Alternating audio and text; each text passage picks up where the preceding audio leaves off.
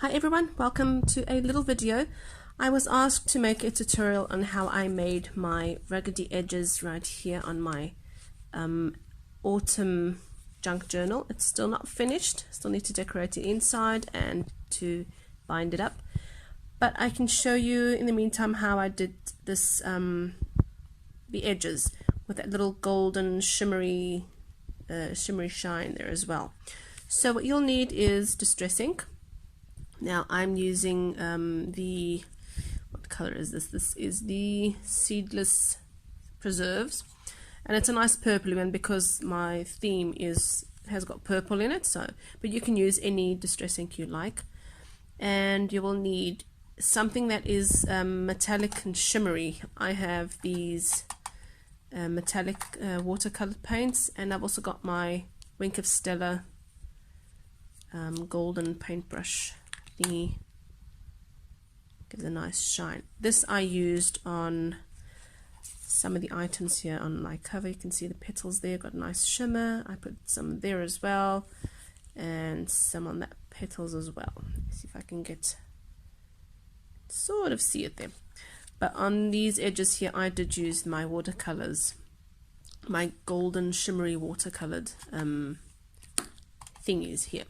So the first thing you'll need is some paper, of course, and what I like to do here is I just like to fold it up in half and then tear up the edges. Alright, let's show you how I do that. Okay, so I've changed the angle so that I can start cutting my paper. I normally use travel notebook style sized pieces of paper. So my A4, this is an A4 size paper. I just make it square, fold that, and then this excess is going to come off. And while normally I would cut it off a straight line with my guillotine, but because we're tearing it up, I will just join a few pieces of paper. And all you need to do is just start tearing up the paper. Now it depends on the thickness or thinness of the paper. It will be easier or harder. You can join a whole bunch of papers if you like. I had some papers in my journal that I could only do one at a time, and then of course you just keep tearing.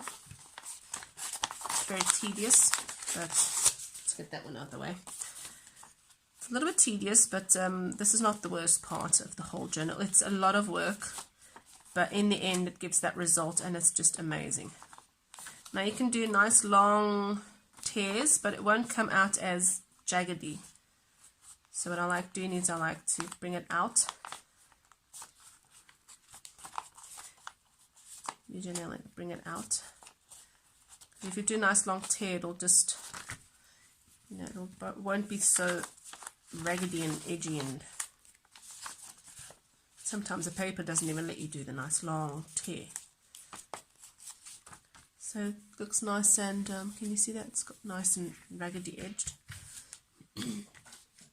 And this one has two pieces of paper. And when you have two pieces of paper that you just did them together, swap it around so that you can get different edges there. Because if it was all together, you wouldn't see as much different edge. But then if you swap it around, you get nice different edges. Or you can, alright, put one on top, another one at the bottom. Let me just do these ones.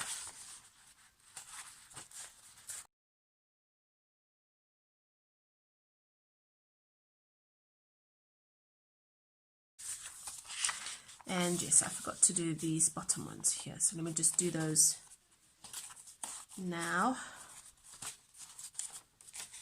All the edges have to be torn except for where the binding is, where the the spine part is. You want that together. You don't want to tear those apart. So turn that one upside down and get these two separate and put that one upside down. And there we have some nice ruggedy edges there. Now here comes the tedious part, which is distressing. Still not time for the golden edged technique, but you just need a distress tool or a little sponge or whatever you use, and you will need your color.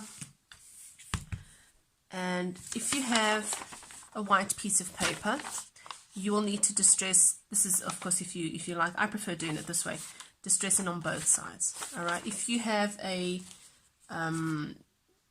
if you're using printables or scrapbook paper and you have the one side that's already nice and colored and the other side is white, you just need to distress the white part. But if some scrapbook paper and of course printable paper, when you tear it, you get that white edge, and I like to just hide that with the color of distressing that you're using. So it's your choice if you want to see that white, if that's what you're going for, or if you want to hide it.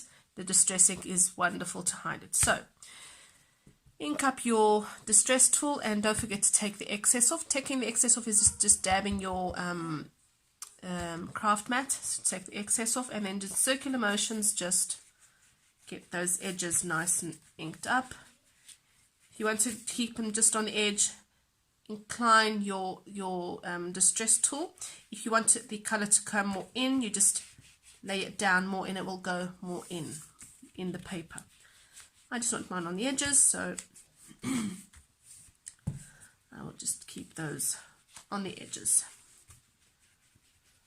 And don't forget, when you get when you see it's not, when you're losing ink, come pick up the one that you just let the excess. Come pick that one up.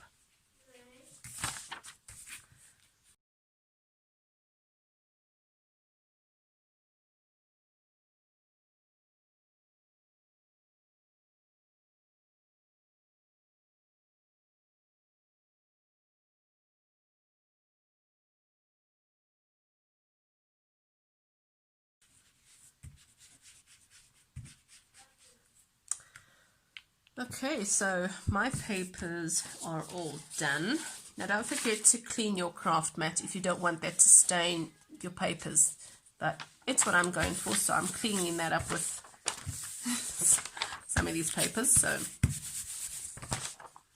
just be careful if you don't want to destroy any printable or any scrapbook paper that's already got a nice design to it. So now we just randomly put them together, make your signature. Alright, and that's two, those are the same, and you can even turn them inside out. So anyway, that's how it looks when it's all nice and distressed. It looks absolutely wonderful. Can you see that? And there's an endless limit to the different colors that you can put on, well, on here. Let me just get this one and turn this one around, see if it works better.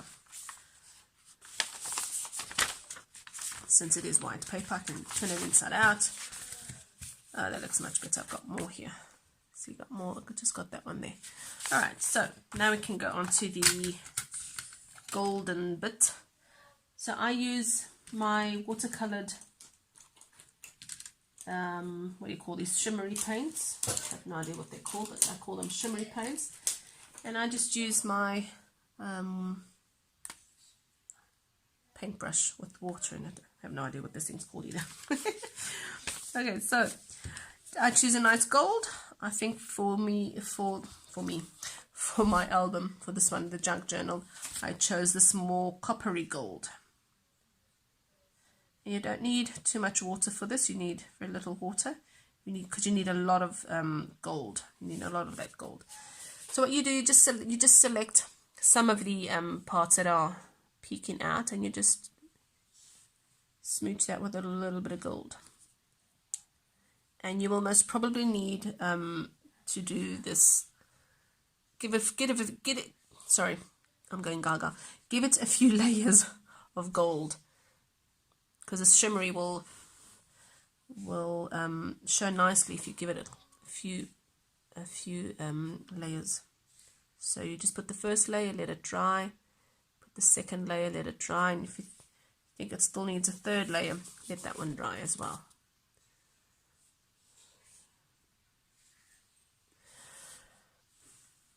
So you can put as much or as little as you want. Of course, I do have only a few pages in comparison to my journal, so, and then of course you can always turn it around. Don't forget the other side as well. And am I showing you this right? Oh, yeah, I think I am. I can't see my screen. My phone's upside down. And let's give this one as well. Nice big one there.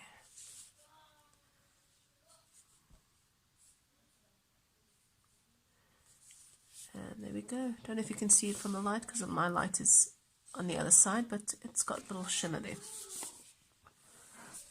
Let's just give it a little bit more on this side. Now, one thing you have to be careful. I did work with distress ink, and if you're using watercolors on your distress ink, it will react. Okay, with the distress ink, when you hit water on it, it will react. So be careful not to,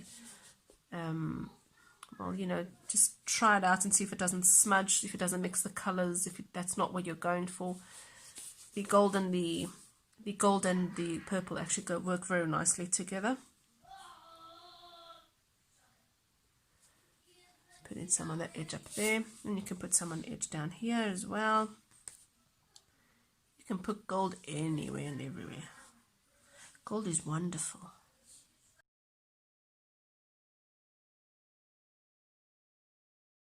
Okay, so that is it. And as soon as this dries, I will be adding them to my junk journal. All right.